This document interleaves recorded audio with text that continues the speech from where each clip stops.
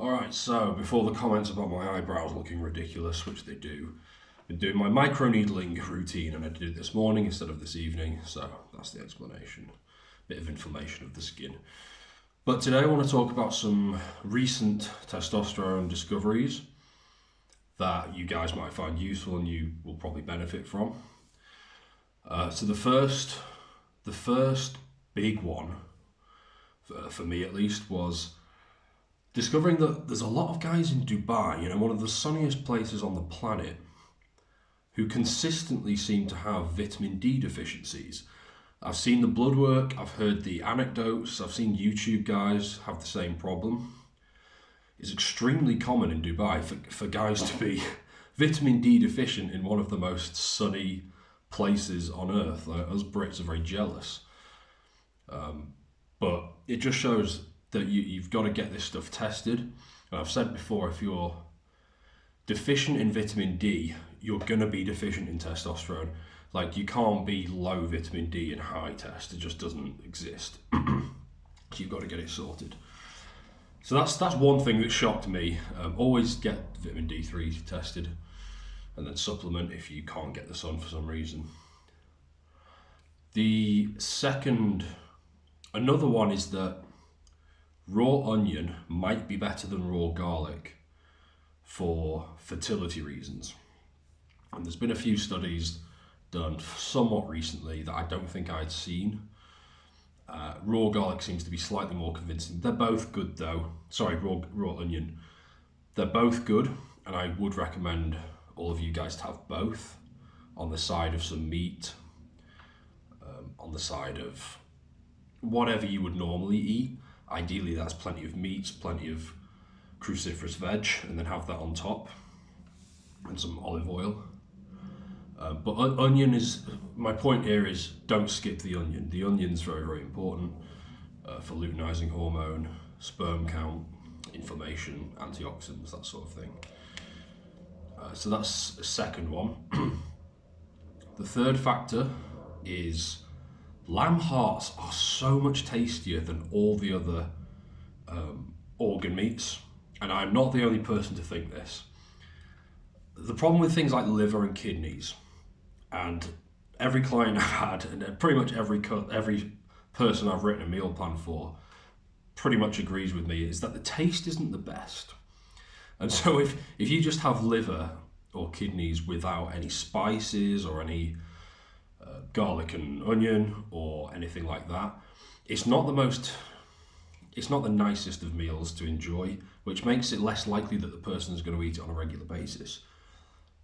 Lamb hearts, however, taste just like the rest of lamb tastes quite good. I think most people would agree with that. It tastes a lot better than like lamb leg or lamb shoulder or whatever tastes quite good.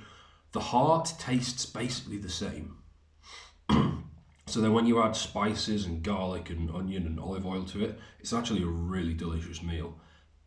And it's extremely nutrient dense, just like all the other organ meats are. So obviously you've got the cholesterol, the saturated fats, the selenium, magnesium, zinc, all the B vitamins, vitamin A, copper, quite a few other things as well.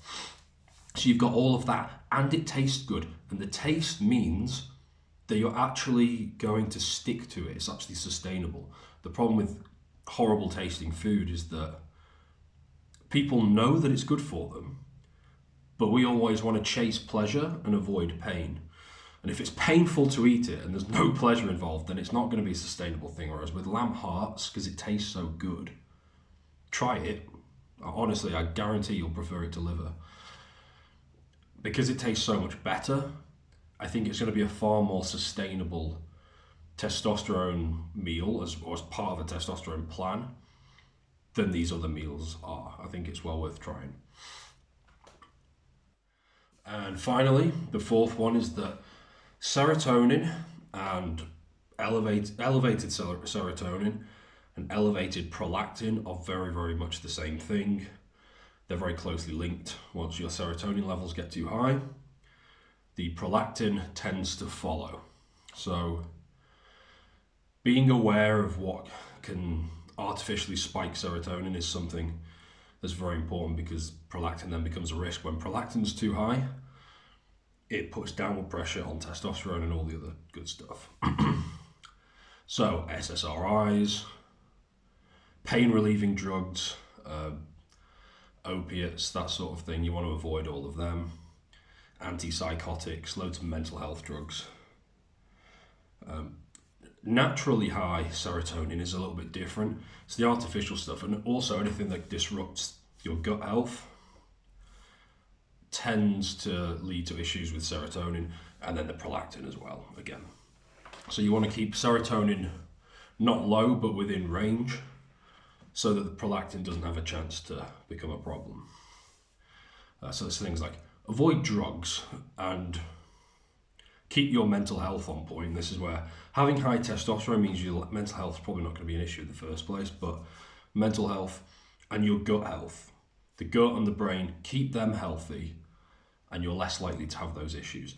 So things like removing gluten, having plenty of raw milk, sauerkraut, things like that.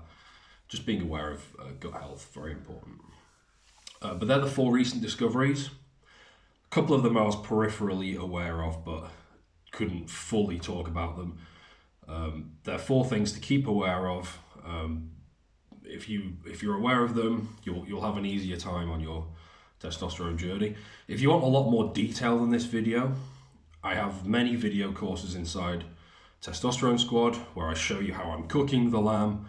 I talk far more about prolactin, how to reduce it if it's already high, including supplement stacks for that, and talk far more about vitamin D. Everything's inside, so I'll link it below. Check it out and I'll see some of you inside.